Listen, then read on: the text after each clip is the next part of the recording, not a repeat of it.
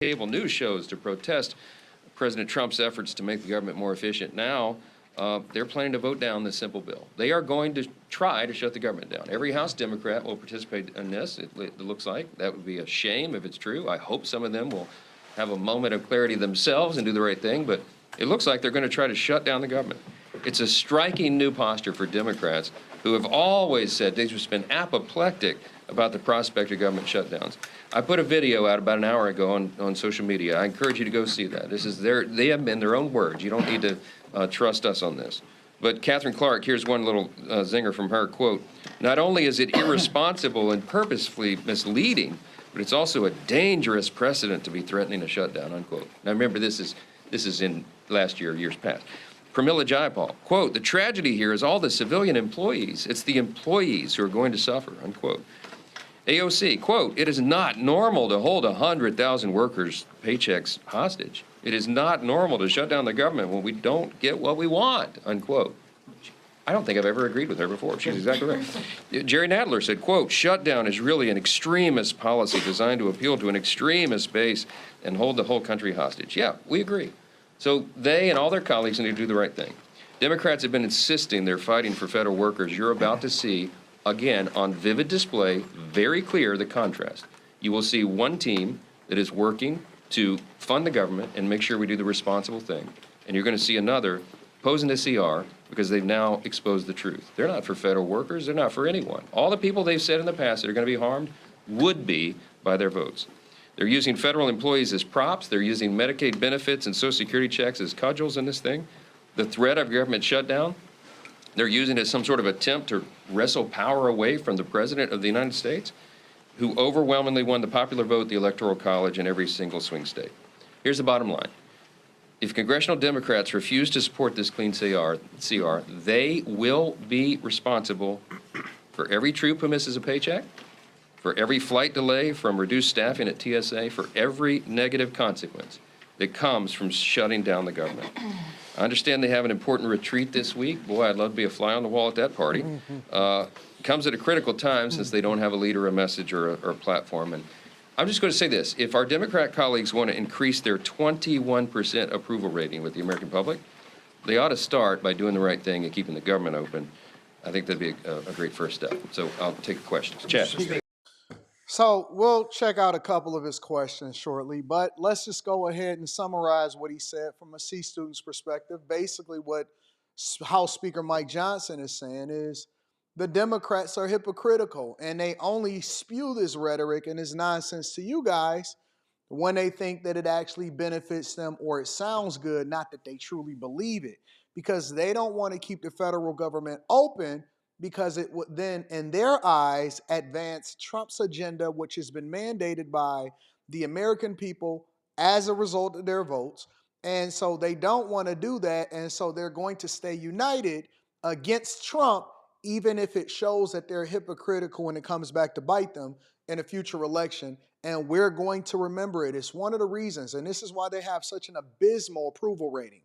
Under 21% approval rating across the board for Democrats, even if they go on all of these different podcasts and platforms, even if they keep going back to MSNBC and sometimes CNN, no matter how many different live streams, no matter how many different town halls that they do, when it comes to actually doing their job and earning their $180,000 or $250,000 salary that is then funded by American taxpayers, and they're not going to miss a paycheck, when it comes to that, when it comes to actually the purse strings of keeping the federal government open and at the same time being responsible with the budget and shaving off what you're supposed to shave off, they do not shut down.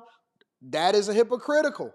Remember, they do not shut down. It is irresponsible for us to hold the people hostage, for us to hold these soldiers' paychecks hostage. Listen, we expect for the government to shut down now on a regular basis because we've adjusted to it. It is so normal for the federal government to shut down. We don't even blink an eye. I think that federal government employees have now prepared themselves to miss a paycheck or two, or to be furloughed and then to be paid back on the back end, now that we're so used to the federal government getting shut down. And this time, you can't blame anybody except for yourselves, Democrats. Thankfully, we have a majority, so hopefully we get things passed through. Hopefully we get all of the votes necessary in order to keep the federal government open. And then hopefully we get the savings that we've been promised so that we can trim down the fat, reduce the amount of money that we're spending, and then make sure that we get every federal government employee that deserves a paycheck can get a paycheck. Let's see what Mike Johnson takes any kind of questions as relevant, and then we'll come back and speak to that also. Good morning. You continually criticize the Democrats here. Doesn't that imply that you don't have the votes on your side because you wouldn't need Democratic assistance to keep the government open? No, we'll have votes. We're going to pass the CR. We can do it on our own. But what I'm saying is Democrats ought to do the responsible thing, follow their own advice in every previous scenario, and keep the government open. It's their Thankfully, choice. we got the votes. I wish it could be a unanimous vote in the House chamber today. That would be a great thing for America. But they're not going to do it, Chad, because they're on this lost, they're wandering in the wilderness, and they're cursing the sky at the same time. And you're going to see that today. They're going to vote no, and they're going to come out and try to pan it, and they're going to lie about it. And we're calling on you guys to call them to account. Hold them Make them accountable. tell you the Yep. truth about the bill. They didn't read it before they said all that nonsense. So ask them that. Ask them how they Speaker, come on. the president went after one of your own colleagues yesterday, Thomas Massie, who does plan to vote against this. He says he should be primary. Do you agree with the president? Should Thomas Massie be primary for his vote against this? Look, I'm in the incumbent protection program here. That's what I do. Speaker of the House, and you know me and my style and my, the way I do this job. I don't, I bless those who persecute me, right? So Thomas and I have had disagreements, but I consider Thomas Massie a friend. He's a thoughtful guy. I guess he'll tell you he's doing what he thinks is right on this. I just vehemently disagree with his position, but I'll leave it at that. Mr. Speaker, you in the past did not vote for CRs when you were a rank and file member. You have said in the past that you were done with short-term CRs. By my count, my math might be a little off. This will be the 5th continuing resolution that you're presiding over as Speaker of the House. Yep. What do you say to your conservative colleagues who have heard you in the past promise that you were going to start to go through a regular appropriations process, but yet again find themselves in a position where they have to take a difficult vote on a CR? Yeah, it's a great question. I'll rewind and replay the chairman of the House Freedom Caucus here, Dr. Andy Harris, who said it so well. This is a different CR than anything we've seen in our careers in Congress. I've been here 8 years. He's been here a bit longer. It normally is something that's a patchwork to give us more time to try to get to the appropriations process. This is totally different. A year-long CR, which is the first that I think we've had, I don't know that there is a precedent for an actual year-long CR. It solves the problem because it freezes federal spending, it takes care of these immediate priorities that have been articulated here, and it allows us to move forward with changing the size and scope of the federal government. There is a seismic shift going on in Washington right now. This is a different moment than we have ever been in. The DOJ work is finding the massive amounts of fraud, waste, and abuse. We have a White House that is actually dedicated to getting us back onto a fiscally responsible track. We're going to scale down the size of the bureaucracy and the agencies, which has become the 4th branch of government. None of that was present or true before. When I became Speaker, I inherited a real mess. We had Joe Biden in the White House. We had divided government, and it was a very difficult thing for us to navigate through. I didn't get to do anything I wanted or thought was really important for the country. I did what we had to do, what was necessary, what we could get 218 votes for. This is a totally different scenario.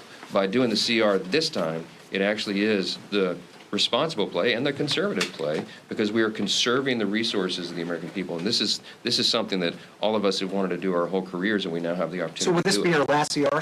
So basically what you're seeing is a fiscally responsible government that wants to make sure that not only do we fund the things that we need to have, that we peel back the layers, we continue to go through the fraud, waste, and abuse. And I can't wait till next year in July when we can actually get to see all of the savings that comes along and actually dispels the myth of getting rid of Social Security and all of these different programs, but we actually pay the ones that we're supposed to pay versus paying everything that is submitted on Treasury's desk and then just issuing out blank checks, and we have no visibility into where the money is going in the first place. Let me know what y'all think about this. Make sure y'all tap into the Patreon. Link is in the description. Also, Teach Henley, 40% off your first order plus 20% off for life. I love you. I appreciate you. I'm going to holler at you guys later. Let me know what y'all think inside of the comments.